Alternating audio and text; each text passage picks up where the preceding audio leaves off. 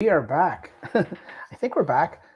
Franklin, do you want to? Can you see if we're live on Yeah, I'm YouTube working for on you? it right now as we I, speak. but you know what? I'm going to take the software's. Uh, Yeah, I'm we going to are. trust the software and assume that we are. It's a little different. I know. I don't know if you guys can see it up right above Dan's head there. By the way, Dan is on the side of me there. Yeah, that's a new logo. So we'll get this out of the way right away, and then we'll start the show, I guess. It's not Tesla Talks anymore. Tesla Talks is formerly what the show is called, and the channel now it's called Regen Nation.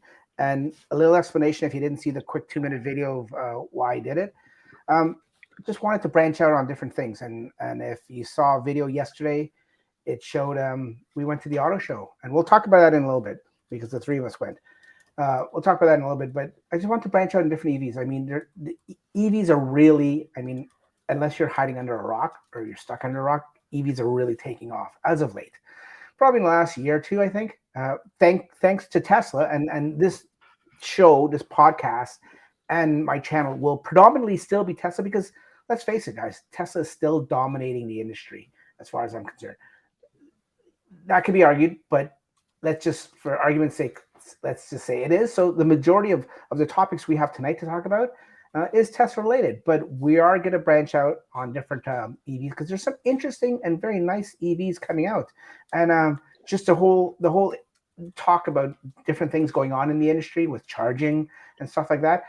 It may be Tesla related, it may not be Tesla related, and I always found that when I was just stuck in Tesla, I couldn't talk about it, or I found that maybe I shouldn't have talked about it, but now I want to talk about it. So if you're here for just Tesla stuff, stick around because, like I said, it'll still be 80, 90%, 95% Tesla stuff, but we'll throw in other stuff too. And you guys can give me your take on what you think. So that's what it's called, Regen Nation, the Regen channel, whatever you want to call it. But before I go any further, let me introduce my clan, the guys that without them we couldn't do the show. I mean, I did it by myself once, and it was fun, but it's more fun when these guys are on. So to my left or right, or however the screen mirrors on your computer here, is Dan from Northern Tesla. Welcome back to the show, Dan. Thanks for Hi, coming. Dax. Thanks for having me. Oh, thanks for coming, buddy. Like I said, without guests, it's just me as a talking head, and I could just give you all the news and all the information that people are watching and listening, but it's not the same. And down below in the shadows, because really it is almost shadowy. You need some light on your face there, Franklin. I've It's been Franklin from the okay. Motherfucker channel. But you're good. So normally Dax is delayed, and it's normally Dax's fault. Tonight I will take full credit. I had problems with my camera, so this was like a quick make do thing. So yeah, my bad. No, don't apologize, buddy. It's it's standard. We're 3 minutes into the show, but we're at 8:09 Eastern Standard Time, so it's par for the course. I think if we ever start on time, I think for the regular guests that join us live, they probably missed the first 3 or 4 or 5 minutes because I think everyone knows that we are traditionally fashionably late. So I it think is it's happened once in the history of the show. when I was on time. Yeah. Yeah, I think you're right. I think you're right. So, guys, let's get this out of the way before we get onto the news. You guys attended the Toronto, or I guess it was in Toronto, and that's where we all live. But it was the Canadian International Auto Show last week. What'd you guys think of it? I know we talked about it a little bit, and we were busy doing our own things, filming. We stuck together as a group, and we helped each other out. Thanks for the camera work, by the way, cameraman Franklin there. So I actually went a second time with some friends Oh a yeah, couple of you're supposed days to. after you guys. So we went during media day, and it was relatively empty. It was just media people, and then it was insanely packed the day after. I tried making the X dance again. That was a no go. It was just way too many people. No. But Which day did you go on? Saturday, Oh, that was a best day, mess. Yeah. best day Yeah, possible. I saw some online videos on social media of just the crowds, and it looked like I don't think I've ever seen the auto show. I mean, it's always been busy, but I've never seen it that busy. Was it? I So wonder if it's because of the 2 year hiatus. Probably. probably they had. I want to give you guys a quick story to give you an idea of people's mindset of EVs. Give me a story. So they had a lot of people there, as you guys said, and they had a lot of people for each individual car maker to answer questions and stuff like that. So one fellow was asking questions about how mechanical repair is going to work. And he goes, I like to keep my cars for 10 years, 10, 15 years. No one can service these cars right now, and no one's going to be able to service them in 10 years. And I'm just like, What well, booth was this at? I don't remember. I was just like so taken back by this concept that no one's gonna be able to repair his car, and I'm just like, look, in 10 years, because the guy didn't know how to answer. I'm like, look, in 10 years, The there's gonna be a guy, lot more the people. sales guy didn't know how to answer. Sales guy didn't answer really. No. Can you and share which company this was? I don't remember. He doesn't want to. That's fine. Go ahead, keep going. Yeah, I don't want to. So anyway, the not at a like. I just don't want to put it. It doesn't matter the company. All the legacy manufacturers are all the same, man. They've thrown the dealers into this, kicking and screaming, and there's a handful of salespeople that are trained. It's not the salesperson though; it's the mentality of the customer asking. I go to him. Well, I'm like, look, the notion and the question that you're saying was stupid. I shouldn't say. I got to give him a break because it's not stupid, but it's just ignorant, I guess. Well, wait till you hear more of the conversation, then you're gonna be like, "What the?" So I'm What like, in went 10 years, everyone's gonna have EVs, and there's gonna be a lot more people servicing them because if everyone has an EV, there's gonna be more services for EVs, right? Makes sense. He goes, "Well, EVs aren't gonna happen in 10 years." I'm just like, you're in the middle of the auto show. Look around. Look at all the cars. And I go, like, there's laws. They're all pushing it. He goes, yeah, but laws aren't followed. And I'm just like, okay, so they have the seatbelt law. So that means the companies don't have to put seatbelts in their car because we don't follow laws. And he just kind of like, yeah, whatever. And he just like walked away. He just wanted to argue. He's one of these people that he'd argue the sky is blue just for argument's sake. You can't. Yeah, I just ignore those kind of people. Well, I entertained the conversation. I felt bad for the sales guy. And it wasn't his fault, but it's just like, you have people that are literally, I go to the auto show in Toronto almost every time it comes up. In 2017, the only real EV there was the Tesla. You fast forward to maybe the Leaf. I don't even know if they brought the Leaf. Anyway, you fast forward to today, and you can stand in the middle of the auto show and do a full 360 and you see EVs everywhere. Like, the change is drastic. Yeah, it is. And that's not to harp on it, but that's another reason I wanted to branch out and change the channel in a direction. And it's not even change. It's the channel is predominantly majority of the stuff is going to be the same, but I just wanted to change it so I can have the opportunity to do this thing, like go to the auto show and show my viewers different cars and because Tesla is not the only game in town. Yeah, they may be dominating, but there's other stuff. But you're right.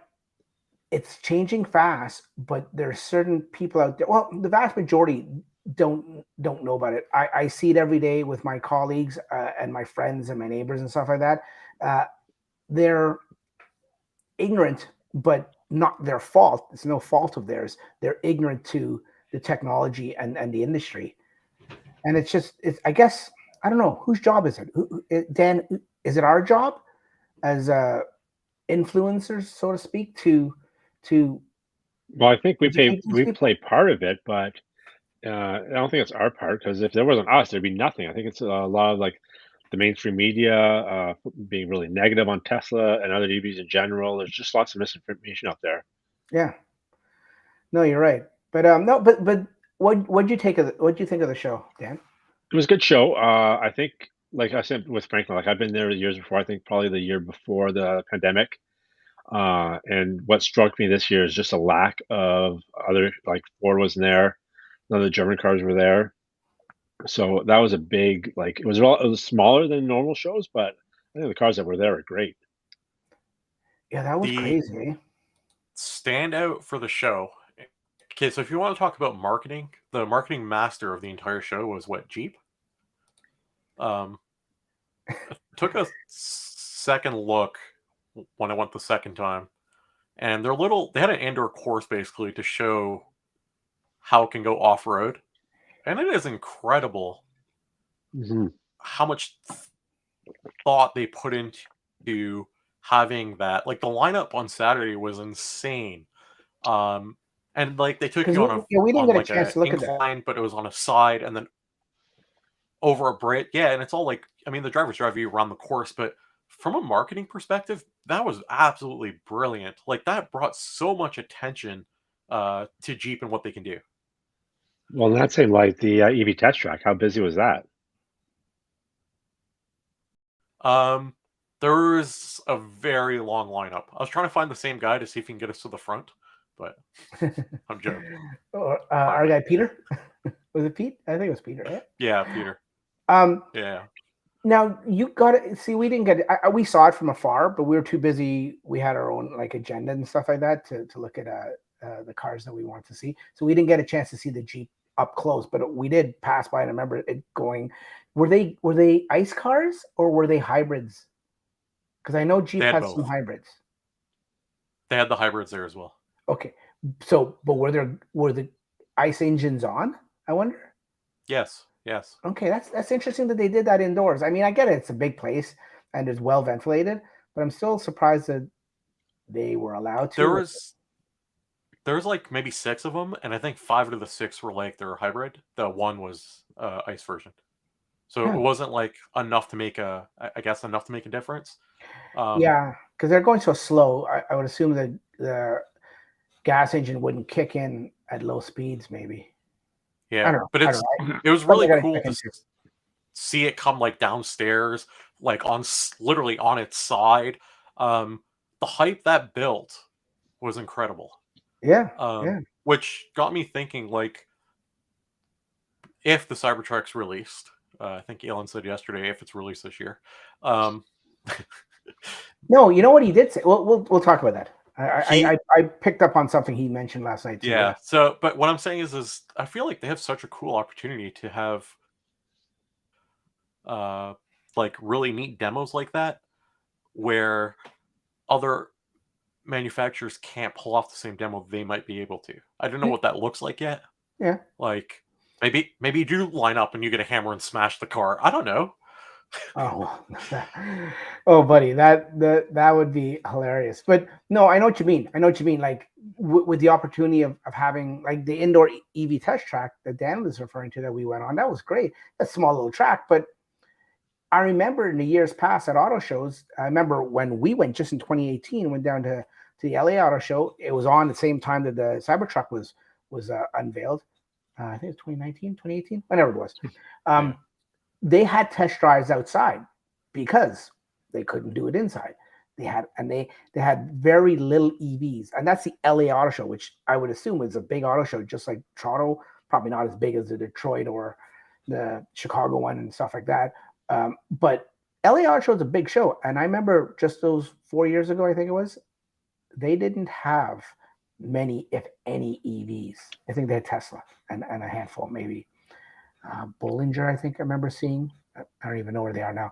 Anyways, so yeah, we had a good time, and I've got a series of different episodes, I guess, or videos that are coming out with different EVs that we were able to look at and test drive and stuff like that, and they'll come out in the next few days.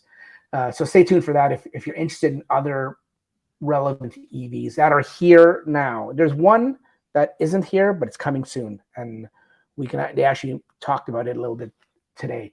But while you're on the topic, Franklin, you're a master of segues there. We talked about last night's little mini presentation. First of all, did anyone, maybe I've been under a rock or I've been paying attention, maybe too busy with life, but I didn't even know this event was coming up. Was this well I publicized? didn't hear about it until yesterday. I didn't hear about it until At this morning 6:20 when they tweeted it. when I was on YouTube this morning after I woke up having my breakfast, and I saw some live feed that was, I think, 12 hours or 11 hours old. Yeah, And I then, think of Tesla course, tweeted it 20 minutes before. oh, I was able to really? watch it, but that was all I knew about it. Oh, wow. Well, I watched Pretty it, sure. and half of it was waiting for Elon because he's always fashionably late. Pretty sure Elon woke up in the morning. He's like, "Hey, let's do a presentation." Yeah. Oh, would you put it by him? So, what did we take from that? You said you heard him say something about the Cybertruck, Franklin. He basically alluded to the Cybertruck. He's hoping that it starts production this year. Like he, I don't remember the exact wording. I feel like he wasn't overly confident that it was happening. Like he didn't allude the same confidence that he normally does. Yeah, you know what I think it is, and he said this at the earnings call. I think he's being very cautious, which is rare for him. I think someone must have, his handlers or someone on the team, one of the high up execs must have talked to him and said, "Listen, you can't be promising the world," and made it maybe he became realistic. But I noticed a lot of things he's being very, very cautious about when he's announced, especially the Cybertruck thing, because he, like I said, he said it on the earnings call. And he said it again last night. And I think what I picked up, and I was going to rewind, and I didn't have the remote in front of me, so I didn't. But I'm pretty sure I heard him say near the end of the year. Did you hear the same thing, Dan? I didn't. I was at work, so I kind of was in and out of that thing, but I didn't see the Cybertruck part. Okay. Well, no, it wasn't. There wasn't actually a part about Cybertruck. It was just talking about all the things that are that they came from, and how he's talking about 20 years, how Tesla's been around for 20 years. And then he mentioned Cybertruck coming, and then he was it's almost like he caught himself. He was very cautious to say it's on YouTube. If someone hasn't seen it yet and they're hearing and they don't know what we're talking about, go check it out. I think he's getting much better. Sorry, Franklin. No, I think he's getting much better with like you said, like not promising the world, being a little more careful. Like we're seeing with the new FSD kind of language, and I think Tesla's kind of getting a PR team in the background of things. Must be something. Yeah, because it's a lot different language and a lot different feel from them lately. I wonder how the FSD language translates to a class action lawsuit one day. Yeah. Oh, buddy. I mean, that's not one of our topics, but we could talk about that. But yeah, that's only a matter of time. I mean, I don't know. It's coming, but it's very slow, and I don't think people can wait. And I think people are getting impatient, and rightfully so, because a lot of stuff, and this is a very contentious topic for different sides of the fence with Tesla people. I find it's very black and white. It's very, what's the word I'm looking for? Binary. Dividing. Sorry. Binary. Yeah, and very divisive. You're either on one side or the other side. But then there's the room. I mean, I think I'm in the middle. If you have to ask me, I see both points. There's one side or the other. You just said it. So pick a side. There is. I find that it tends to be, but there's a small majority of people like myself that's, and maybe like us. I think you guys have it. I don't. But I may be getting. Anyways, I won't say. I won't be getting it. I noticed that it came across wrong. I'm not getting it, but I may have an opportunity to be driving it on a regular basis. So, Franklin, did you catch the leak of the new model? Yes. Yes. Now, okay, that's our first topic, and it comes from our friends at Drive Tesla Canada.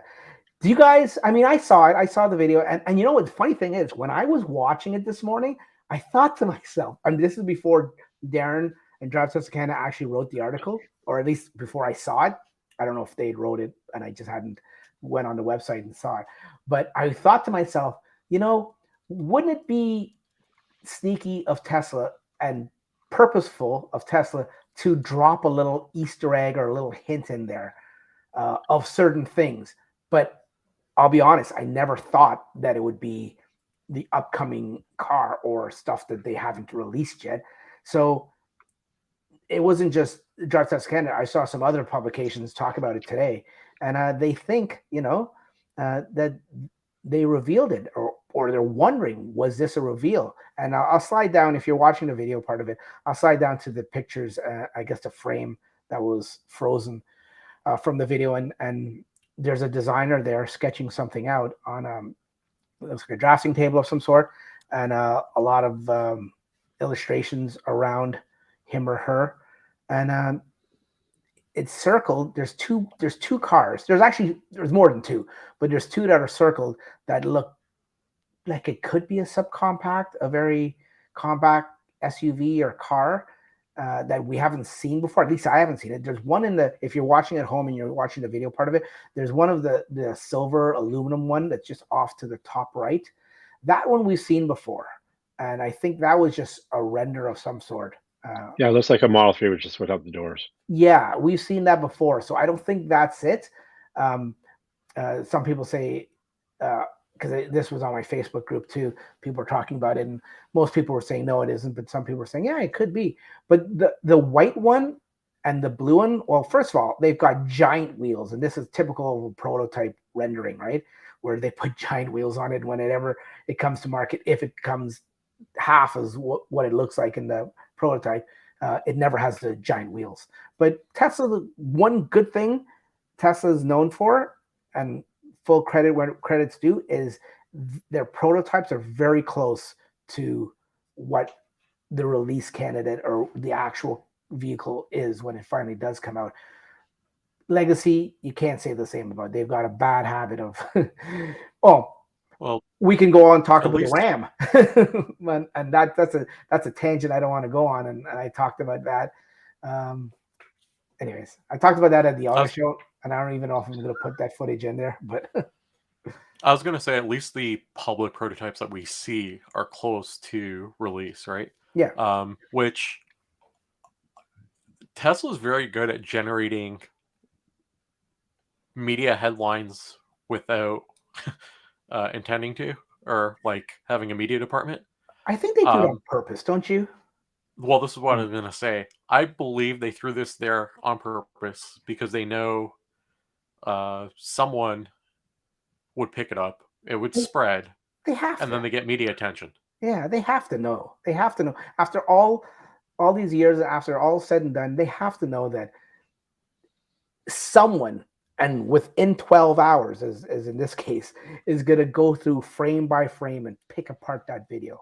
So yeah, Well, of course, I mean, given their history. and this is what I'm thinking. If this really was the car, this is why I'm a little negative on it. If this was the car and they didn't want people to know, do you think that they'd leave this in here? That's how I face it to myself. Like, would they actually do that? I think it's just like an early render of something, or one of their cars or something, just a mock-up, and it doesn't mean anything. They just threw it in there because it gets people talking. It could be an early Model 3 render. Yeah. I'll tell you one thing. The white one, and I don't have a video. I don't have the video or the pictures of it or the article, but Darren did write about it, and a lot of people wrote about it. A couple days ago, the one that was spotted in China with all the zigzag camouflage on it, Yeah, that looks almost identical to a Mazda CX-30. Was it a CX-30? I think it was CX-30. But with the headlights and taillights of a Tesla and the wheels. This white one, it's got the body dimensions of a CX-30, eh?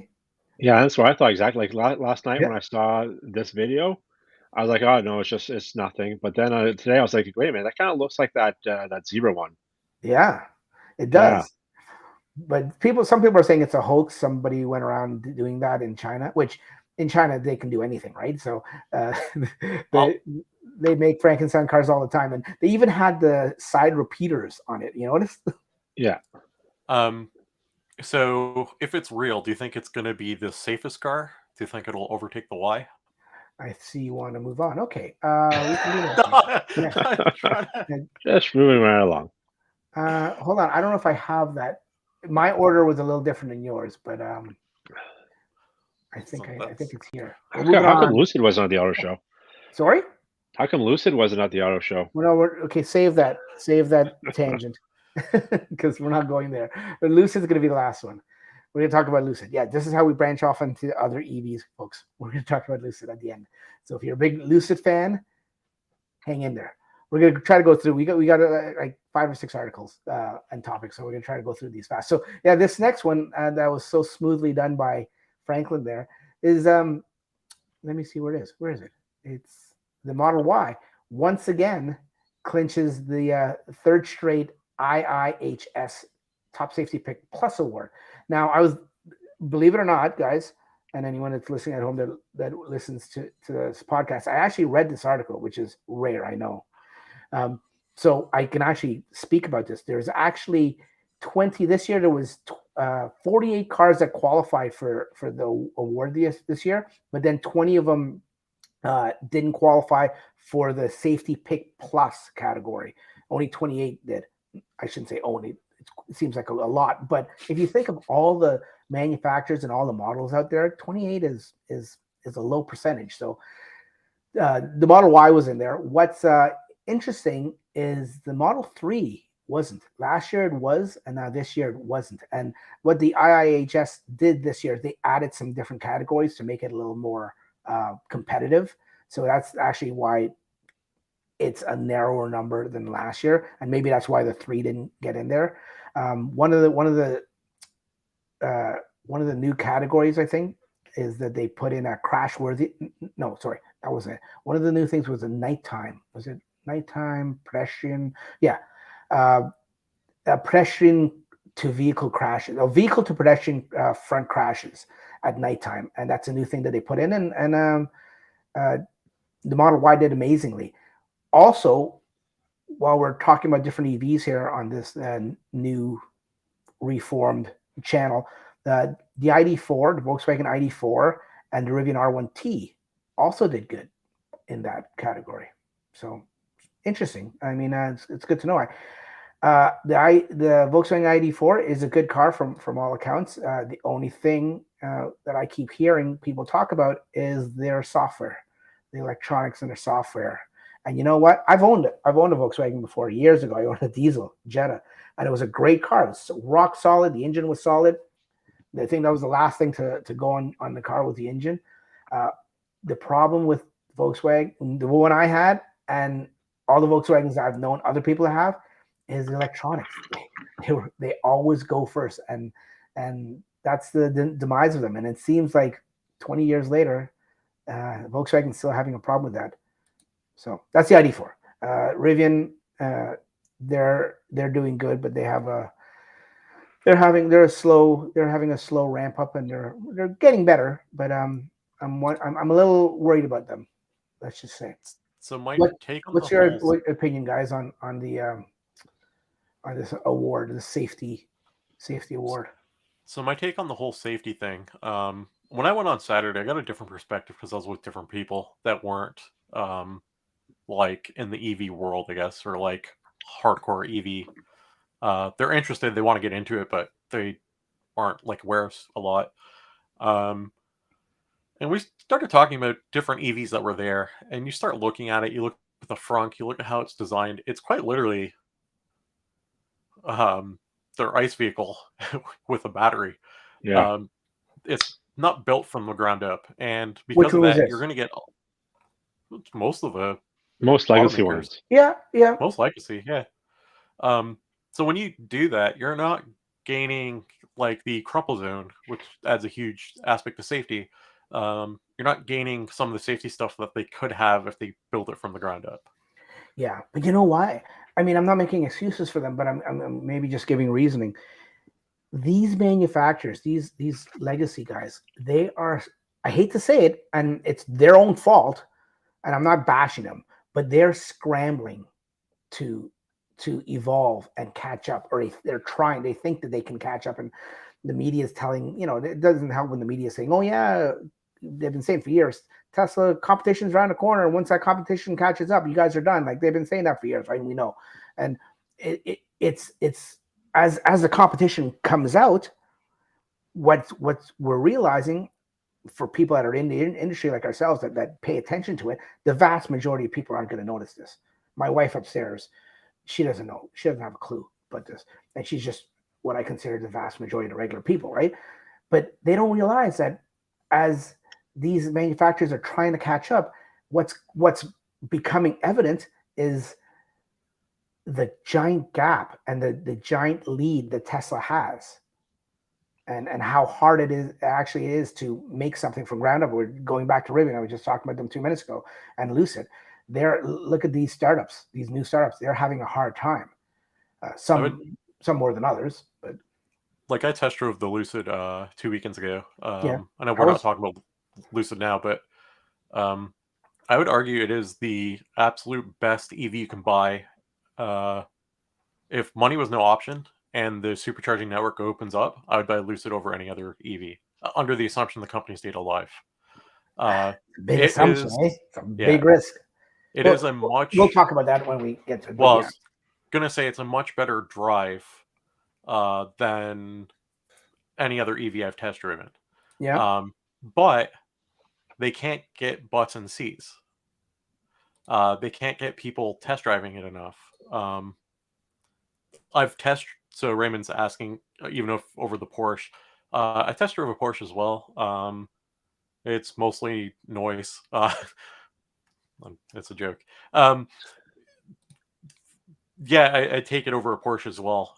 It's the really? cost that's, yeah, correct.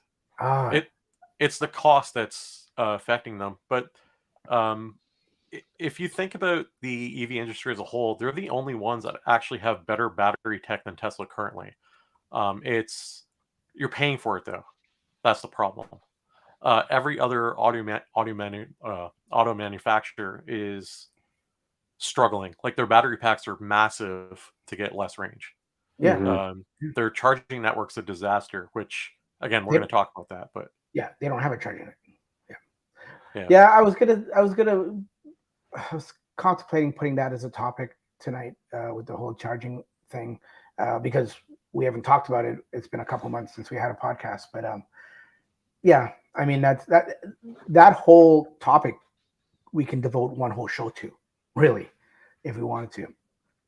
But what's your take, Dan, on the safety aspect? Safety wise, like yeah, the Model Y is incredible. And, like I just wanted to, like, is it based on different categories? I've I was got wondering what's different than Model 3 and the Y. Is it just the single casting that makes it safer? that you're asking me questions that involve me reading the whole entire article, Dan, Oh and I didn't dear. do that. Don't they put me on a they spot do like that. I don't know. they do There they was do a YouTube video there. I didn't click on either. Dan, they do test in different categories. Okay. Yeah. So One's an SUV and this category one's a one's sedan. sedan. Okay. Well, I can say we'll get off topic and go on to another one. But I'll just quickly say I can firsthand account, which I would never want to in any other situation, say that I had a firsthand account of the safety of a Model Y on a side impact collision. But I can say firsthand it is, and as much as a lot of my friends and family asked me and had this puzzled look on my face when they asked me, "Are you going to get another Tesla?" And I said, without hesitation, before they probably even finished the sentence, I said, "Yes, I've got one on order." And then I had one within weeks. I would get it in a heartbeat for that reason alone. And then when I explained to people the reason why, because of just look, and then they got it right. Yeah. And Just then like I don't know if you shared your the pictures of your garage online. Did you? yeah, I did a whole video. Thanks for watching it, Dan. I did. I'm sure people like the picture from the back of the car where basically your car got smoked. The inside of the car looks like nothing happened. Oh yeah, And the interior protrusion, if that's a term. yeah. And that would see like You're that's where my kids sit. And I showed that to my wife. I showed that to my friends, and they're like they are amazed and um, they're blown away. you're The emergency personnel that were there that night, the police and firefighters, uh, looked at the car and first of all saw that I walked away and I just had a headache, and then looked at inside the car and saw the protrusion and they were amazed. I might that that night there might have been a few Teslas sold to the that emergency small personnel. I don't know. That's what I was going to say. That small clip should be like that's advertisement for Tesla, quite literally. And and one better could be the California thing where the guy tried to kill his family and went off a cliff Yeah. last Yeah. month. That's an advertisement right there. I mean, if if Tesla was that kind of morbid company and threw Well, caution to the wind and didn't care about getting sued, that would be I a actually great I Super made a Bowl funny ad. thing about that, but Yeah, can you Trying imagine Tesla making that a Super Bowl ad? Trying to kill your family, pick a different vehicle. Yeah, Yeah. Tesla. It's don't too buy safe. Tesla. Yeah, it's too safe. Super Bowl 40. Okay, moving right along. Let me see what I want to talk about now. You guys have no clue because the list I gave you is not going in the same. You know what? I'm just going to click on a button and whatever comes up comes up. Okay, So yeah. I thought you were going to talk about this, Dax, when you said I experienced this firsthand, and I just talked about the supercharging network. I thought you were going to say I experienced firsthand how bad the outside charging network is.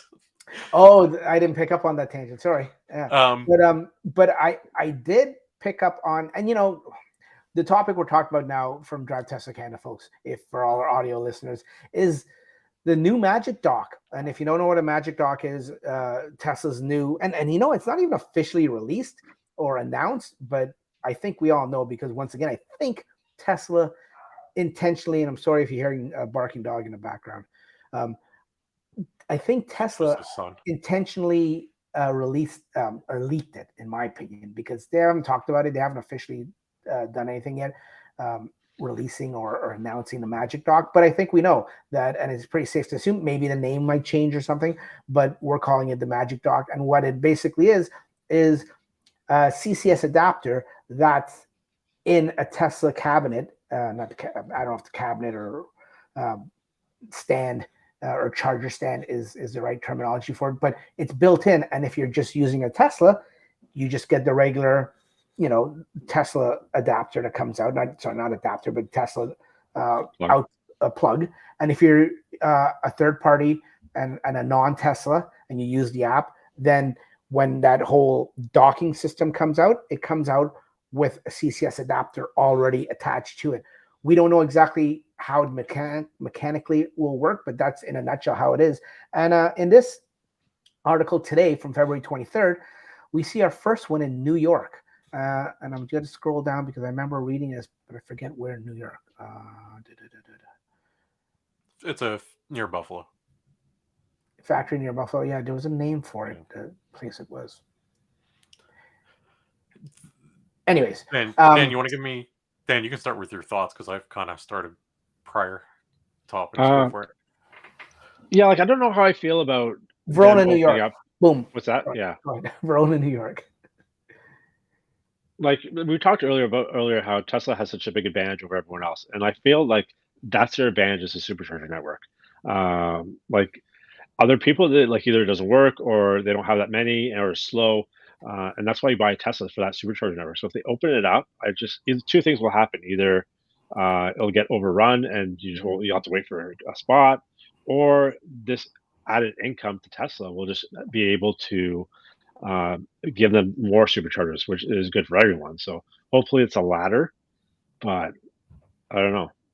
Yeah, I know. I mean, when we talked about this for a while now, when this was just happening in Europe and there was just rumors about it coming to North America. And of course, we all know this is going to happen in the U.S. first. We're Canadian. This is for the most part an international podcast. Majority of our listeners are in the U.S. and Canada, but we have some European listeners too on this podcast. And we've talked about this, just this core group of us, and I know what you guys all think and your opinions and stuff like that. And mine's changed. I was of the opinion before that I was, oh yeah, the more the merrier. Yeah, let them come in, no problem, stuff like that. But now I'm a little worried about seeing how some of these third-party cars, other legacy manufacturers, EVs charge and stuff like that. Not to say Tesla's the fastest charging car around. I'm not saying that, but I'm just wondering. I've seen the habits. I watch a lot of Kyle Connor out of spec videos, and I see he's got this rate your charger, rate my charger website, Yeah. and it's very good. And I see the problems down in the States, and I've seen it firsthand here in Canada of these third-party chargers, and I've seen the habits of these people that charge. I mean, one thing Kyle was talking about just a couple weeks ago was how manufacturers shouldn't be giving, and I totally agree with him.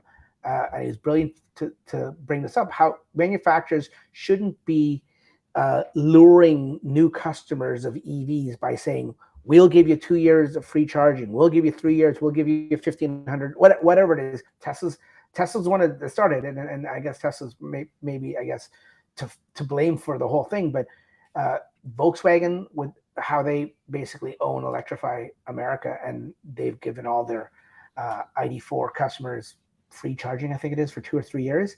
And apparently in the States, what Kyle says he sees is people plugging in their car, charging up to 100%, maybe knowing, maybe not knowing that after 80, it just goes dog slow, and they don't care, and they're just clogging up the chargers. And when you're at a Electrify America charger, when there's 4 stalls and only 2 of them are working because the other 2 are broken, and this ID4 is charging to 100%, that could be problematic. And it seems to be happening quite a bit. And I just use ID4, but there's other companies that are incentivizing their new customers by luring them with these kind of things. And I don't know if that's a right idea.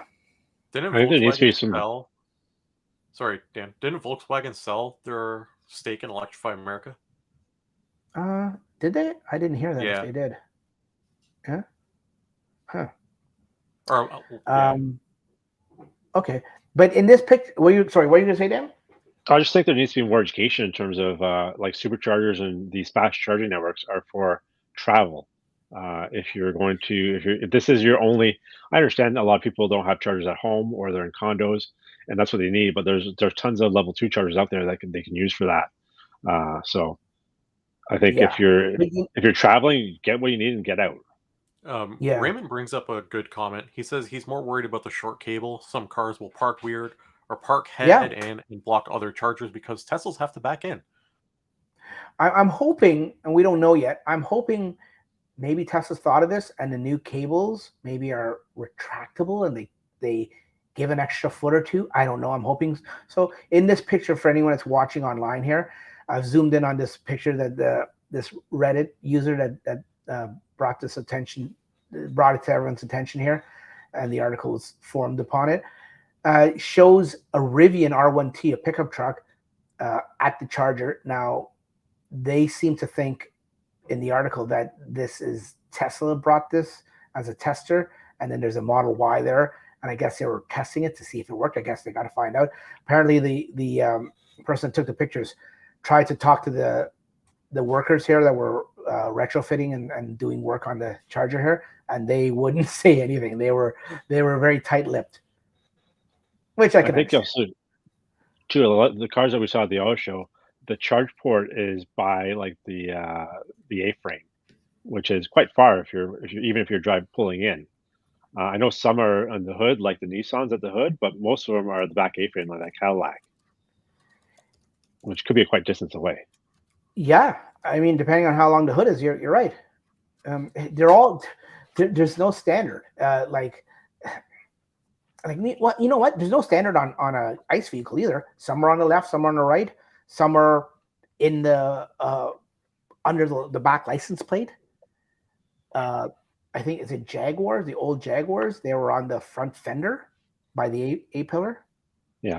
Yes, I mean, so there's no standard in that, anyways. But at least with gas pump hoses, they were long, right? They were long enough to do it. Or you go on either side. Yeah, they were attractive. I see. Okay, so I'm gonna weigh in on my thoughts on all this. Weigh away. I see it as a massive negative and a massive positive for Tesla at the same time. So, subscription services or reoccurring services make you the most money. So if you're a business, you want a service rather than a one-time fee, one-time payment. Reoccurring revenue. That's the name of the game. Just to interrupt here, do you think Tesla will ever do like, hey, you pay so much a month, and then you can charge as much as you want? No way. No, I don't they'd be think fool so. to do that. Well, maybe they'll prices are high enough. Maybe they'll have a membership where you get a discount, so you pay a membership fee. Yeah, and maybe they give you a discount. I don't know, but what I'm saying is if so, in the short term, I see this as a massive disadvantage for Tesla because you're basically saying, one of the things that holds people back from buying anything but a Tesla is the lack of a charging network. The minute I'm in the same boat. The minute they open it up to everybody, the charging network problem goes away. So other automakers will prosper because now their cars have access to a good charging network. So in the short term, I see it as a negative for Tesla. But I feel like if you're thinking more long term of the company's health, it makes a lot of sense. the billions of dollars. the charging networks are going to improve that like quickly, because if everyone's making EVs, you need chargers, and other traditional automakers are going to put money into it. Hopefully, keyword is hopefully. I imagine as things transition, the charging network's going to increase. I want to be able. I don't understand the idea behind gas stations. By the way, quick rant. You're a gas station. I understand you're going to invest in EV chargers, but why are you putting them at a gas station? Why are they putting them in No gas one stations? wants to stop the charging. Yeah, why not put them where, like, put them in front of a Walmart? No, But that's the real estate. Like, it's useful. They're putting it in front of the gas stations because they have all like the snack bar or whatever it is where you go in. Like a lot of gas stations now are like big, huge stores. So why would you want to draw your company? So I'm thinking. So like in the U.S., I don't know if they have. Sorry. Go, Franklin. Yeah, no, I'm thinking more long term. I feel like one day you're not gonna want to stop off there because you can go to any local grocery store and plug in if you need it. I feel like it's gonna make a lot more sense to charge up where you're going rather than to stop at a very specific place to charge. Anyway, that's just my random rant about gas stations. But going back to Tesla, I feel like they kind of know the charging network's going to expand over time. So if they buy in early and they become like the go-to factor where they can keep making money and make recurring money off other companies, in the long run, it's going to help them if they invest it back in, like Dan said. Yeah. So could you imagine like 40,000 chargers all making money for Tesla? Like, well, that's the idea. Hopefully, that with this money from the U.S. government, that Tesla can get the majority of it. That they can double. Like I think, didn't Tesla say they want to double the network by the end of next year? Yeah.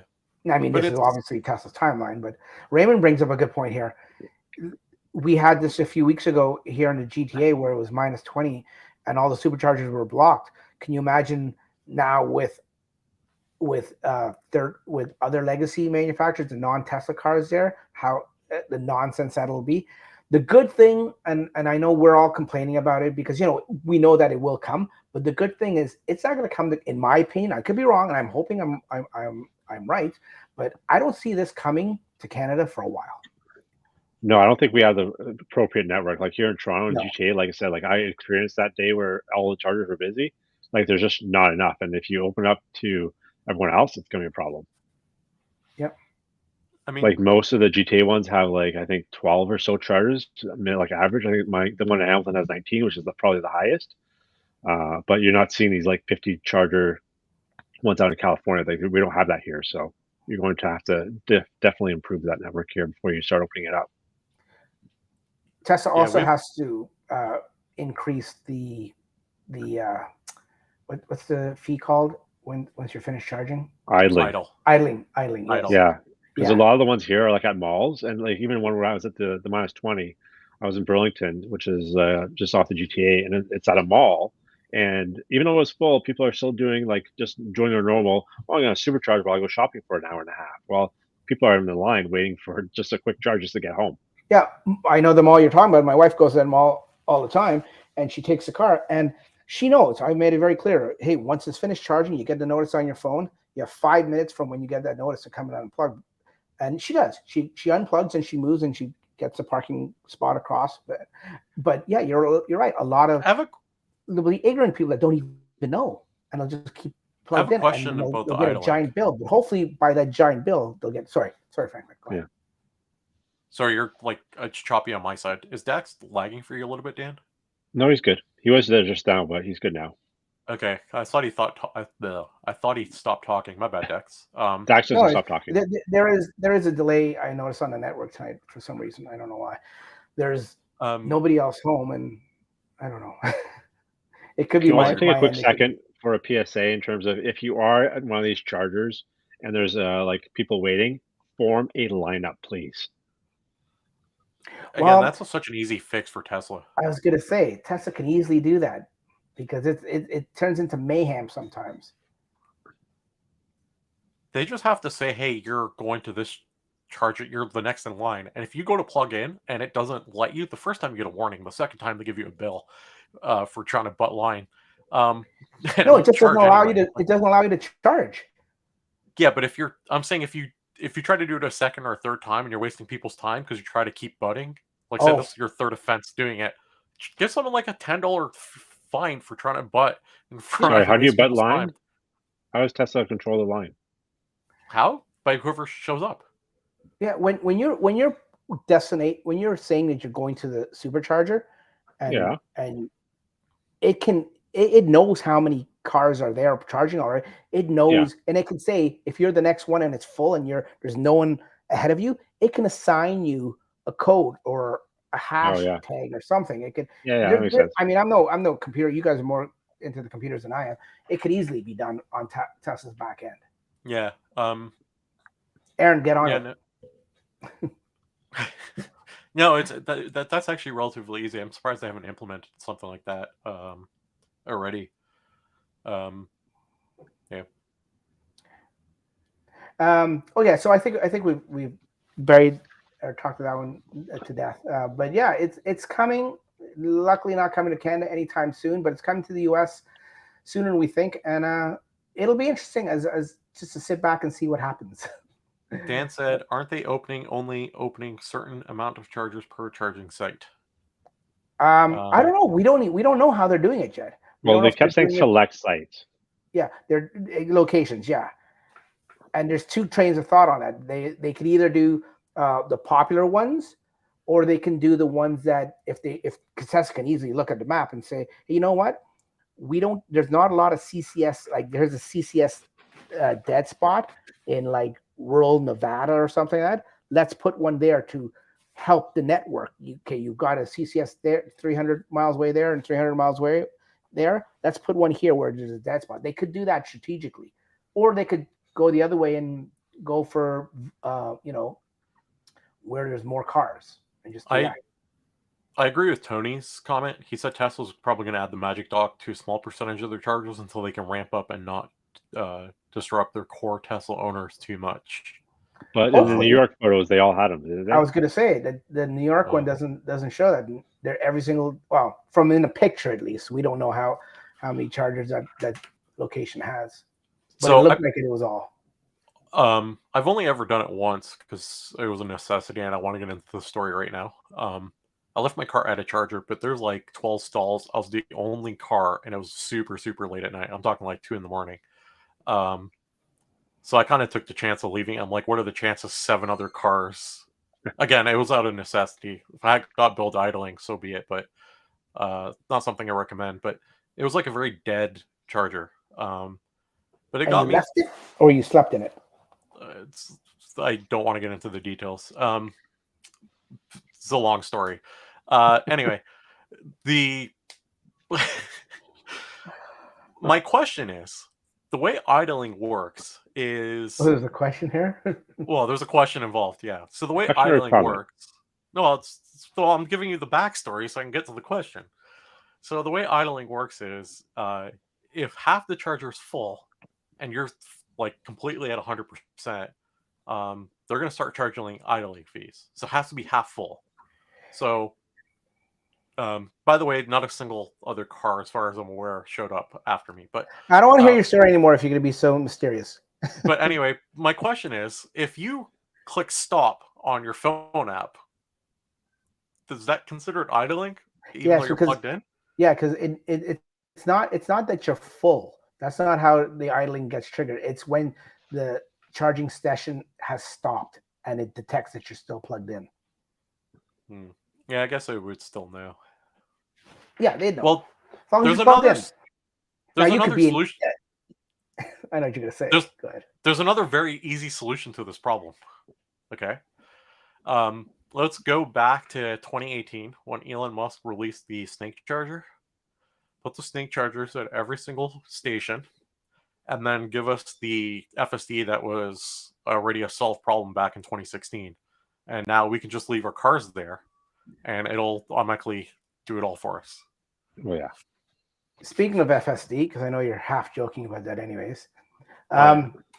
the Model S and X, they seem to be coming out with new hardware for cameras. At least we're not sure about the computer because we can't tell. And this was a topic I didn't want to go into because it could, once again, just like the other topic, it could devote a whole show to itself. But Green the Only had put out those tweets. What was it? A series of like 25 tweets, I think it was, a few days ago, showing and outlining the computer for hardware 4 and stuff like that, and its limitations and everything, and talking about cameras and inputs and stuff like that. Well, now we see some at Fremont, some S's and X's, that the cameras look different. And we have, and he couldn't be on the show tonight. We got a good buddy of ours, Paul from Electric Canuck. He is a proud owner. I don't think it's a secret. Is it a secret, guys? Can I say? Yeah, it is. It's a secret. No, You he blew put it. Didn't he put it on? He did. I can't believe you're Yeah, doing that. he said not to say anything. No, Yeah. he did. Anyways, he's got a new car. I won't say what it is, but I'm pretty sure it's not a secret. But you guys are just being jerks. But he's got a new car that has new cameras, and it looks pretty cool. We got a comment from Raymond. Paul is rich. He got a new S. Paul's rich. Okay. So if anyone's going to be blamed, we'll blame Raymond. But I'm pretty sure Paul put a tweet out there about it. It was a private tweet. Raymond, he doesn't have Dax money. Inside joke, but yeah. You know what? I love that you're saying that joke because nobody here knows it. It's only you jerks that make the jokes about it. Anyways, moving on. Doesn't make it less funny. You can see in these pictures here, if you're viewing it at home, Darren from Drive Susquehanna did this crazy cool thing again where you can slide this little slider and see the right is the new camera, and the right is the old camera, this one, and this one, the gray car, is the new camera, and this is the side repeater, or as you can call it, the fender camera. What's with the red dot? Well, it's the camera. It's just, I think that's the lens. I think that's just the coloring of the lens to make it either infrared maybe or what am I thinking of? I can't, the word escapes me right now, but I think it's some kind of filter or the lens. It's not the camera itself. But you're right, Dan. There's a lot of there's another one here. You can see the backup camera. The one on the left, the gray one, is an old camera. The one on the right is a new camera. And once again, you can see the little red dot. And there's the B-pillar cameras. And this one is the front camera on the windshield. What will be interesting to see is when they come out with the Project Highland Model 3, because I'm sure that's probably got to be any day now. We keep seeing these prototypes, these mysterious prototypes, keep seeing pictures and videos in California of it with the front and back covered up. Unless this is some cruel joke by Elon, because he's got that kind of sense of humor sometimes. But I don't think he'd mess with us when it comes to that, because that involves, shares and public trading and stuff like that. I think he'd probably get sued again if he was to play that joke on us. But there is something going on with the Model 3 being refreshed somehow. And I'm sure, once again, we're going to see it in China first, and then it's going to trickle and make its way to North America. But there's something going on with the cameras and the placement of these cameras for hardware 4. In one of Green's tweets, he talked about he was deciphering the labeling on it, and so it said something about fender cameras or bumper cameras. Is that right, Franklin? Yes. Hello? Okay. I thought maybe I lost you guys. No, Yeah. I just muted myself. I have a visitor who came to hang out. He was. Oh. Yeah. You have a cute cat. Wow. You hear that, Joey?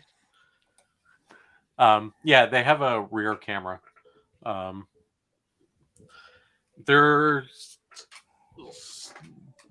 It's going to be an interesting launch. I'm hearing March 1st is when they're aiming for.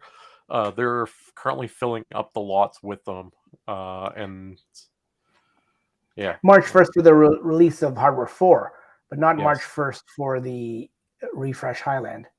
No, for the Hardware 4. Sorry, is what I Yeah, was okay. talking about more. Yeah. Yeah, I'm hearing the same thing with March 1st. That seems to be the thing. And they even talked going back to that prototype for the what is not going to be called the Model 2, but we're calling it the Model 2 for now.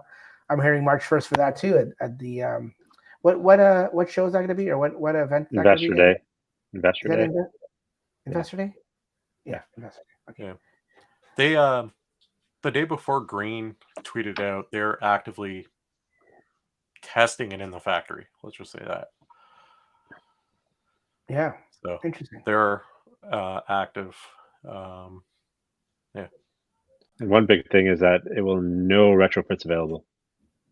Yeah, I kind of saw that, and people were shocked and surprised, and I'm not sure why. I mean, and Dex, before disappointed. I we get the disappointment, but I don't know. close this article for a sec, Dex, I want to go on a long rant about retrofits. Okay, not too long, but go ahead. No. I'm trying to keep it. So they have no interest to do retrofits because the number of people that are. So they changed the wording of how FSD is and what FSD has to be.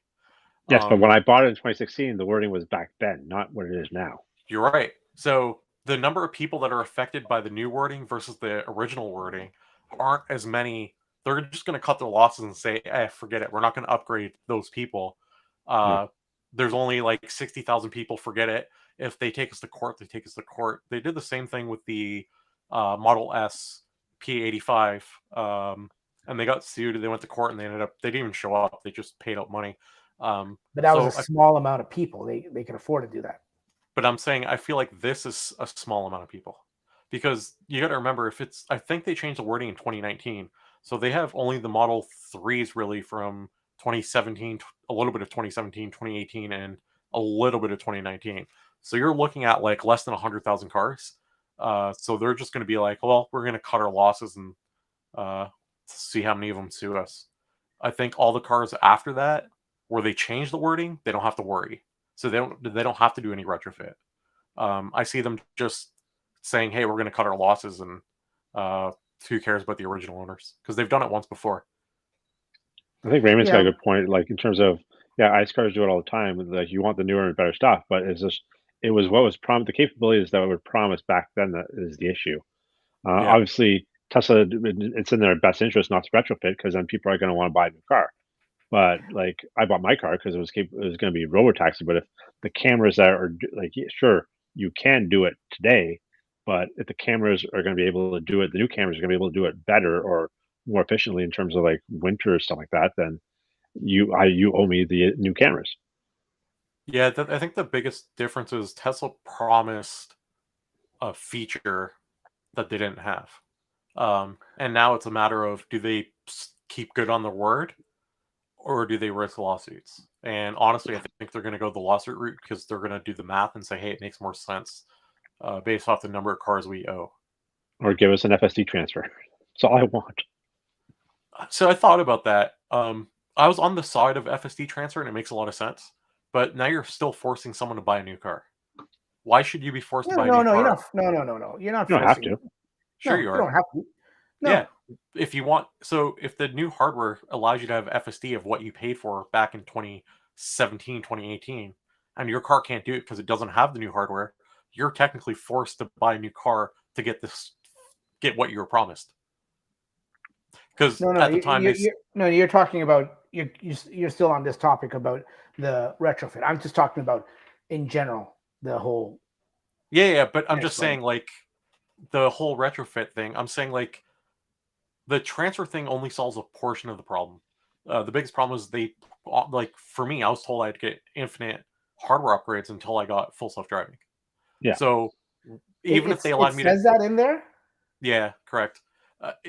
Even if I got a FSD transfer, now in order for me to get what I was promised, because they're not going to do the retrofit. No, Franklin, technically, a new car is a hardware upgrade.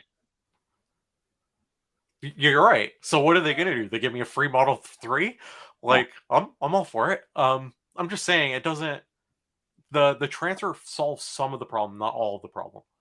Because now you're kind of telling people you paid this money, you still have to pay more to get what you paid for. Do you see what I'm saying? Yeah, no, and I see what you're saying. I mean, this is Tesla's fault from the beginning because they got us when they first upgraded from hardware 2 to hardware 3. They got us into this mindset of, if your car can't do it and what we've promised, we're going to upgrade it for you. And now this is just continuing. And then you know what? We're probably going to be sitting here in 2 years, 3 years from now, whenever, when hardware 5 comes out. And are we going to be saying the same thing about hardware 4? Are we going to be whining and crying about it? I guarantee that we still will be. And it's Tesla's fault. Should we be? I don't know. I mean, I have no skin in the game, so maybe I'm not a good person to have an opinion about this. Well, the other thing is too is like the cameras, like the repeaters are exact like physically they're that same size. So No, I'm talking other about than that, but not just the cameras. no, I'm talking like I know the computer's a little different, but the cameras themselves they're the same size. So are they specifically saying we're not retrofitting because we don't want to? Because they probably could because it's the same form factor. I know the computer's a different form factor, but like Franklin, you're more into the hardware than I am. But like, can you not make that form factor the same to make it be able to retrofit? I'm Or not is it a something that they're specifically choosing not to do? I'm not a hardware person, more of a software person, and from what I understand, the computer is not compatible. Yeah, Uh, that's it. The computer and the it's wiring and the harness and everything. The camera's the easiest part. and It's this everything is else. this is the problem that they're going to run into for older customers. Like when I bought mine, I was promised basically level 5 autonomy, with basically unlimited hardware upgrades to get to that, which they're not going to be able to get with their current system because they're already at a local maximum, and they've hit it multiple times, and it's only going to get worse as they do more and more coding. Um, the problem is Elon basically keeps saying some magical breakthrough is going to happen, but they're not going to get a convergence that way. Uh, they it's a very challenging problem, and I'm not underplaying it, but I think the problem is they sold it too early as a completed thing, saying, "Hey, we're going to upgrade you," and now they're not going to, which causes problems, right? And Yeah, that's Elon. That's typical Elon. That's his fault from the very beginning. but like you're Elon now. Do you want to take care of the customers that uh, supported you to get your company to where it is today, or do you just say, "Hey, forget it, let's just move on"? Do you care about customer loyalty, right? Yeah, I know what you mean. Yeah. Okay. Anyway, sorry. Rant's done. Yeah, No, that's the end of my rant. Yeah, yeah. that's the end of my rant. No, that's good info. Moving on to the second last topic. The Model 3. I don't even know now. Not to say Darren from Drives Tesla Canada misled anyone, because, and I'm not saying it's a misleading article, because everyone else, all the other publications, worded it the same way. But it can be easily misunderstood when you read this quickly. And the headline of this article is Tesla Model 3 now cheaper than an average new price in the. Let me start this over. The Tesla Model 3 now cheaper than average new car price in the US by $5,000. So when you read that, when I at least, and maybe I'm talking about misleading because maybe I just didn't read it properly when I first read it, and just like how I read it there and I butchered it just now. And it's not 5,000; it's just under 5,000. It's 49.30, but let's just say 5,000 for argument's sakes. But how they do it, what it is, it's the average car in the US. So it's not just EVs, it's the average car. So you take the average of all the cars, like all expensive Mercedes and probably, I guess, even like Lamborghinis and stuff like that, and the supercars and hypercars. They take the average, and because the price of everything, including cars, has been going up, the average is, what would they say the average is here? I forget what the average is, but anyways, The Model 3 is now about $5,000. The base Model 3 is about $5,000 cheaper. So that's huge. I mean, this was only accomplished because the Tesla back last month lowered, or not even lowered, slashed their prices of their entire line. The Model Y had the biggest percentage-wise price cut, but even the Model 3, it went down enough that now slots into this new record or new category. Before, when it was at the higher price, it didn't qualify, or didn't it wouldn't have been cheaper. But now it is. They talk about something here. Darren talks about something. Where is it? Oh, the best-selling EVs in the U.S. in 22 now start at 65,000. What you're talking about, is that the? Okay, you guys give me your opinion, because I'm getting all confused with this article. But in a nutshell, it's stating that the Model 3 has gone down in price, and it's a better value than the average car. That's why you don't even factor gas prices. Yeah, that's exactly it. You're not even talking about gas prices. Interesting. Okay, we don't have to talk about it too much. I just thought there's not a lot to say. I think it's just a real big positive, right? Because people always say it starts at a higher price, and you always have to say, well, factor in all the expenses. And once you do, then it's offsets it quite a bit. Even with supercharging prices being increased as much as they are, still makes a difference. Especially if you charge at home. If you can charge at home, definitely charge at home. Don't go to your supercharger and fill it up. But yeah, it's good. It's good that they're lowering the price. I agree. And speaking of lowering prices, that's something Lucid probably has to do to attract buyers. Yeah, I don't know, man. Well, what are you gonna say? Okay, so like I said before, I test drove a Lucid. It is the first EV I've test driven that wowed me. It's the first one since I've driven my Tesla, like since the first time I drove my Tesla, obviously. And what wowed you? Well, how did you wow, or what wowed you? So fit and finish is amazing. It's no different than like the Porsche, but the drive. So it drives really nice. It handles really well. It has the best regen that I've tested out of any EV to date. It is really quick, and and the range of it is phenomenal. Like, it has the best range out of any EV. So you start, like, again, it's the price. The price is the problem. But if and the charging network. But if Tesla fixes the charging network and Lucid can drop the price, I can see these things being like really hot sellers. Yeah. Part of the I think. problem is, Sorry, go. so when I remember the demise of Tesla back in 2018. Remember when Elon tweeted, or he's talked about it, that he was within like a month of bankruptcy? That's roughly when we got our cars tax, like timeline wise. Yeah. I remember following the news, whereas basically they have to make 5,000 Model 3s a week to start making a profit on it. Otherwise, they're losing money. Yeah. So, like, I took the plunge. I bought it. I love my car. The way history is written, great. I made a good decision. I feel like Lucid's kind of at that point where they need to manufacture more of them to bring down the cost, to give it to the customers, but they don't want to sell it at a loss. They want to try to still make a profit on it. And they're kind of at that point where it's like they have to lower the cost to sell more, to bring down the cost to sell more, to make more money. Because the car itself is really good. Yeah, I kind of question their game plan though, because like selling at such high luxury cars, like I know Tesla's that's what they want to do is introduce the S and the X to like make a name for themselves, and then eventually put in a lower price car. But do you really need to do that these days? Like EVs are out there, so you need to make a luxury one to put your name out there. Just sell like a cheaper one that you can sell to everyone, as opposed to these luxury ones that are worth like, aren't they like $150,000? So they range.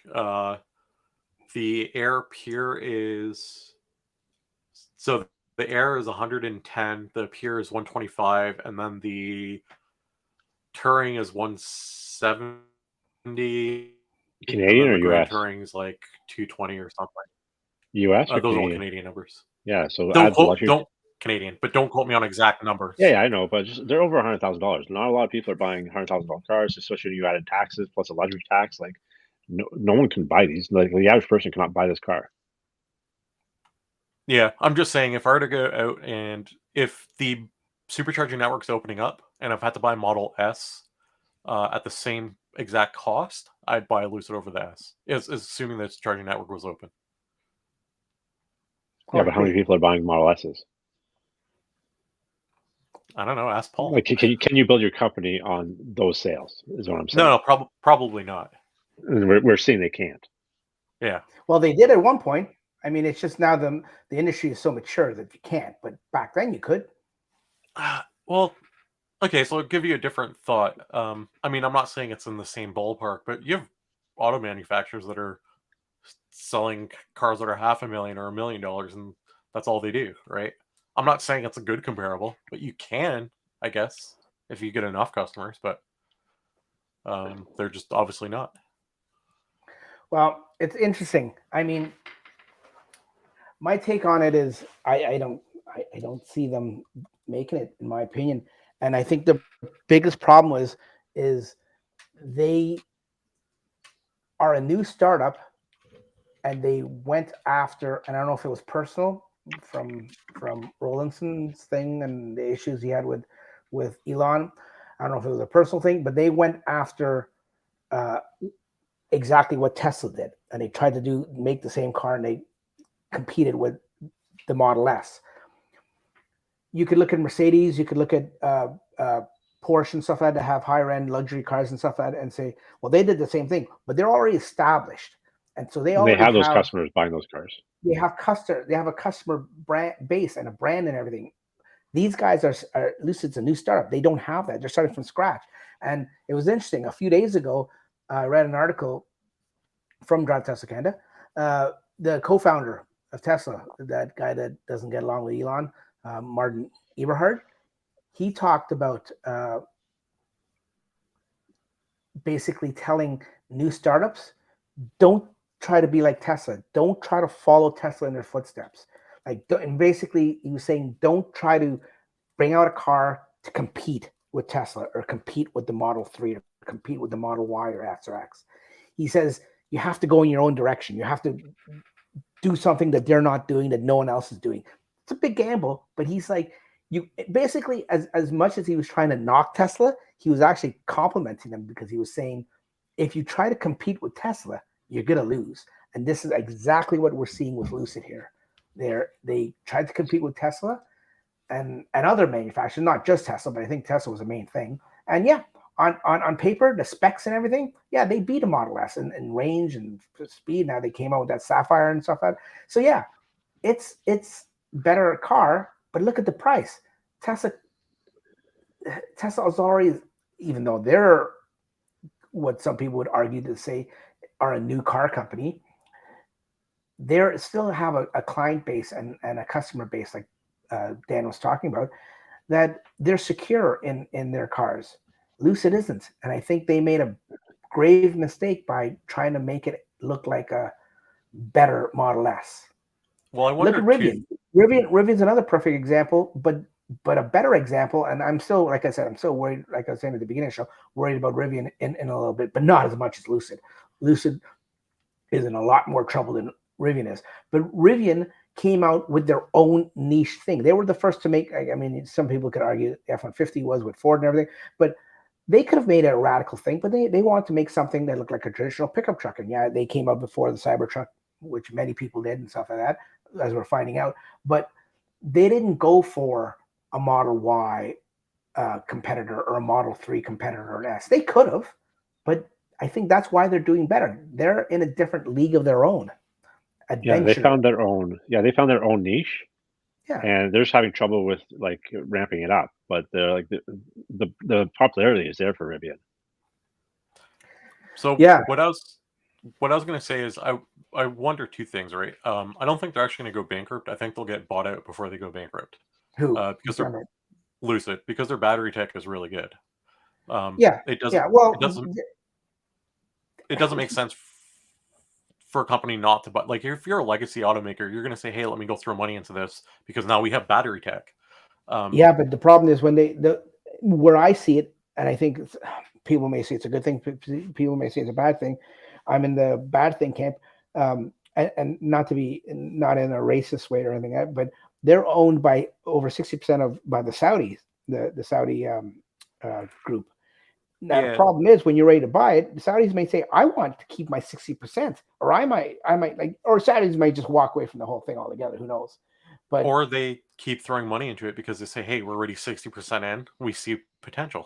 yeah, well, Um, maybe the right now they've got this time next year is what they assuming have. they raise, yeah, assume they raise no more money. But the other thing about this is, and this is kind of what I'm going to go back to. If I'm looking to buy a car, I'm not going to even consider anything but a Tesla because of the charging network. With Tesla opening up the charging network, does that potentially get them more sales? Not just them, like other EV manufacturers as a That's what I'm saying. whole.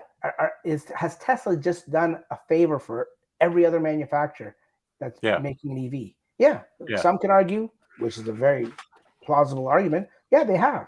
They shot themselves in the foot. Some people would say. Who knows? Time will tell, man. I don't know. It's there's a lot of moving parts in this I'm scenario.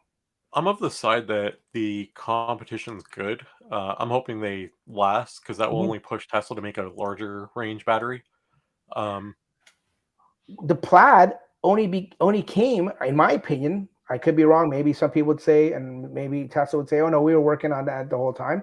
But I think the plaid only came because of Lucid, so the Plaid Plus was announced a day after Lucid made their announcement, and the and car was I shipped have to the Nurburgring. yeah, That's it. I don't think they had the Plaid Plus. I think that was just a marketing scheme to get the media off of Lucid to say, "Hey, we still have the better EV." But the Plaid Plus is like the Cybertruck and the Roadster. It's non-existent. Well, you know what I mean. It's The Cybertruck's here. It's all but coming out.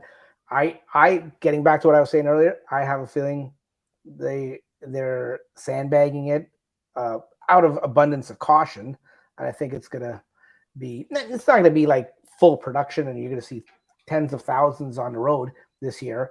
But I think they're still going to be on their original plan for mid of this year.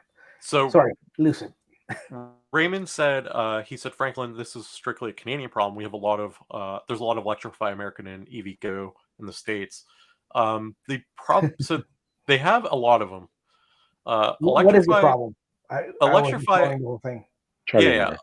Electrify America, does something way better than the supercharger, vastly better. It gets EV owners of different brands talking to each other. I've never gotten out of my car to go talk to every single owner charging up at a supercharger network, but I have done it on Electrify America. And the reason why is because we talked about, hey, is your charger working? Is yours working? What's wrong with mine? Can we flip? Did you pay? How's your card work? Um, so I think that's like the You're right because you go to superchargers, people to stay in their car and they're on yeah. their phone. You Nobody plug wants to in. talk.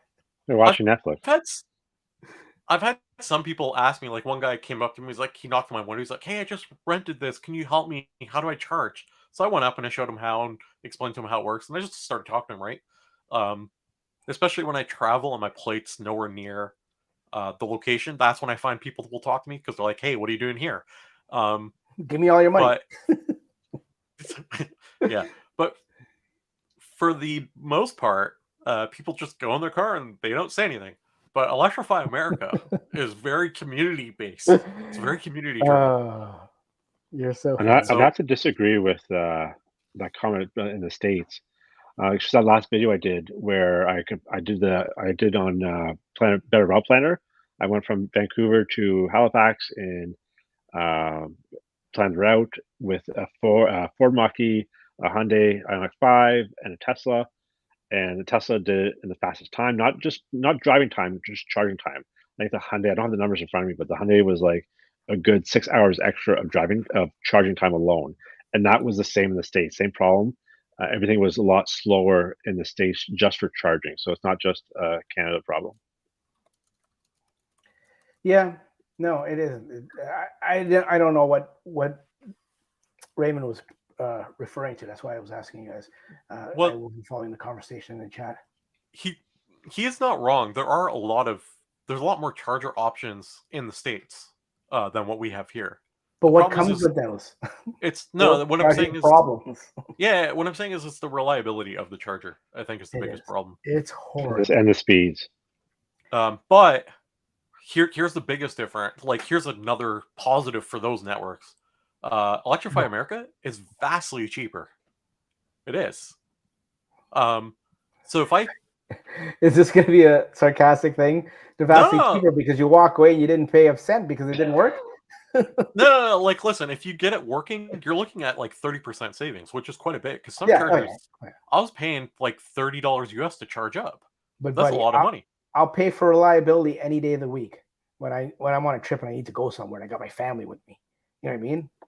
When if I'm by myself, like you were probably, yeah, I got time to experiment and stuff like that, be leisure about it. But when you're on a trip and you're going somewhere, which is what the public charging network should be for, in my opinion, not condo owners, but that's a separate rant for a separate show. Yeah, I don't think you have time to do that. So, but Well, I get what you're saying. It is. Yeah, Well, Dan here in the chat makes a good point that if they open the supercharger, it'll give that experience because we all know like charging up at those other sites, it's like you gotta put in your credit card, you gotta put your phone number, you gotta put your postal code, you gotta do all these screens. If people see that, you just plug in and that's all you have to do. It's a lot easier. Yeah, and one would say that, oh, you know what? People see that and say, oh, Tesla's are so easy. We'll just go buy a Tesla. But now, if this is going to be the whole new thing, they'll say, well, I just keep coming here, but why do I need to buy a Tesla? Well, they can either A, keep going to a supercharger and make Tesla money, or it gets into that ecosystem, almost like Android and iPhone. Like everyone knows iPhones are easier. So if they think the supercharger network is easier, Dan, they what are you might think that doing? Don't get them they going. might think that the Well- car is easier as well. actually, I was thinking. I'm trying to wrap up this show in the next 3 minutes, and you just No, opened Pandora's box. Dan actually brings up a very good point. I was thinking about this. When we're at the auto show, we're looking at like VinFast has like a app system. You have Android Automotive that's going in cars. Like you have like a whole app ecosystem. And it's usually going to be Apple or Google that's going to take all the money.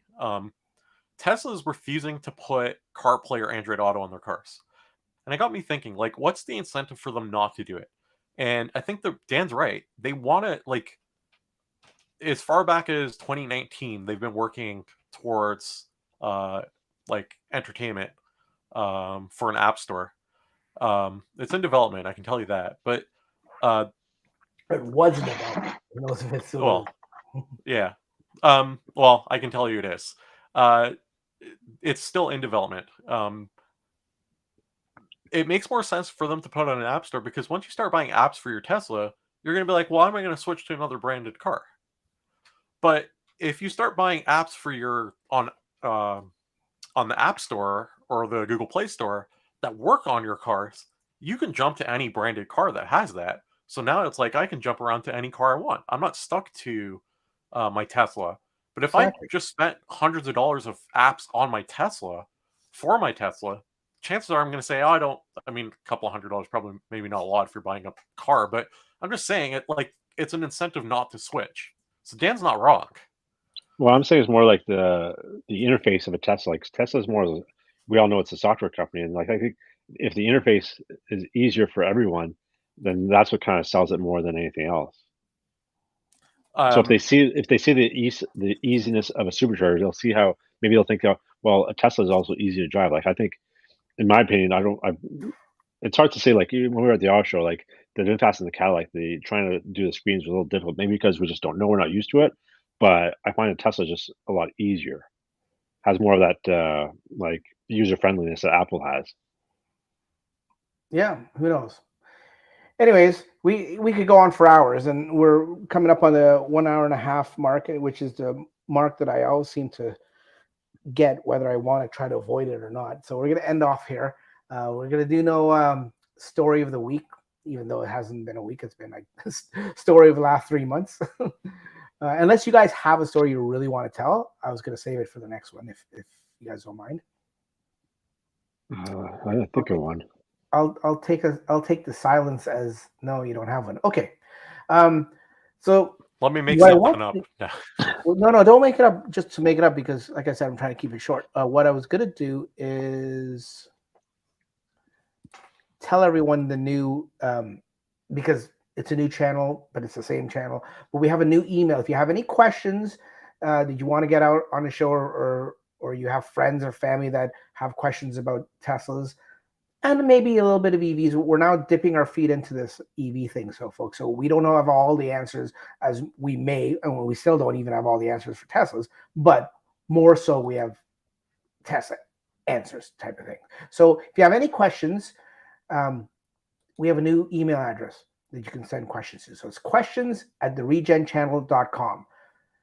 Please don't spam me. Please don't abuse it. And I'm talking to the person right above me mainly, but other people out there, please don't spam me.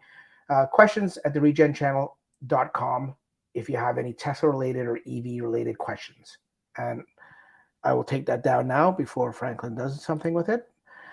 Franklin, where can people find you? Unmute. You can find me on YouTube at Mother Frunker or Mother Forker. How's been having fun with my food cooking things coming?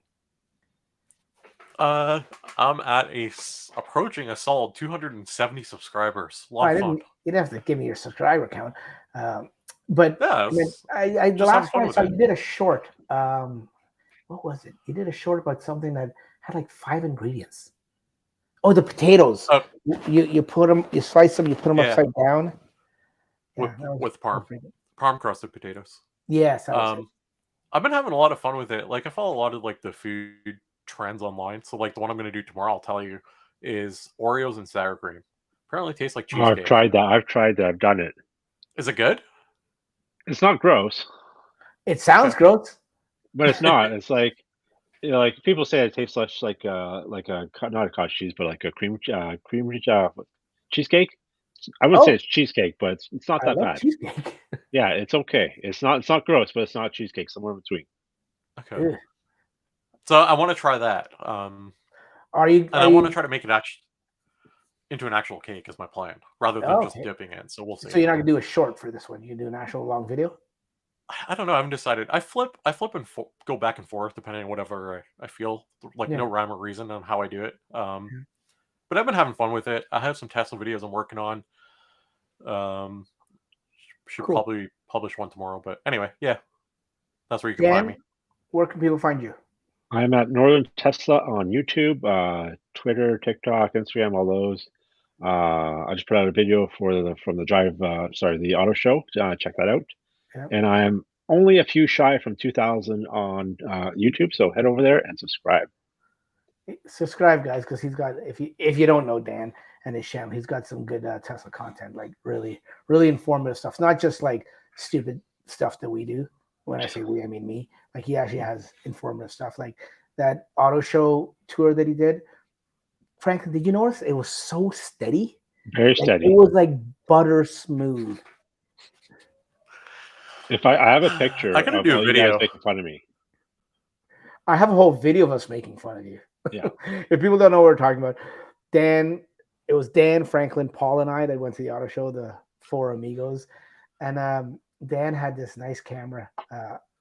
I think most of the fun came from us just being jealous, but it was this nice camera, and he had this gimbal contraption set up for it. And Franklin, so I don't exaggerate, how long did it take Dan to set this gimbal up? So you see that big rocket in his background? It probably took him longer to set up the gimbal than he did him assemble the rocket. So this was the first thing in the morning. So of course we're chirping him and everything, and it just went on all day. It was relentless. We always tease. We're good friends, so we always tease each other about different things. But Dan just happened to be the victim of the day he sort of walked into it though, so it was Yeah. it was all in fun. Actually, and he was me sitting posting. into it when it happened. Yeah, the next Anyway. video I have coming out has some shots of him with the gimbal. Oh, please, come on. Ooh. It's already done, buddy. It's already published. It's just it's sitting on deck for YouTube. I can't stop it now. Anyways, folks, thanks for joining us on the Regen Network. Screw that up, all right. The Regen Nation podcast. It's going to take a little while getting used to that. I've changed all the labels, so on Spotify, Apple, and TuneIn and everything, you should see the new label and stuff like that. But that's it. If you have any questions or comments, use that email and get a hold of us there. Thanks, guys. Thanks for joining us. Franklin's already gone. I see there. And we'll catch you next time. I got to say time and not next week or next month. I'll just say next time. Thanks for watching. Take care. Bye-bye. Thanks to the people